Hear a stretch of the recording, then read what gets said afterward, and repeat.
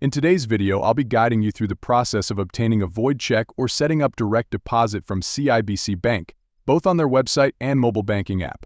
Understanding void checks is the first step. They are checks with the word void written across them, preventing anyone from using them for payment.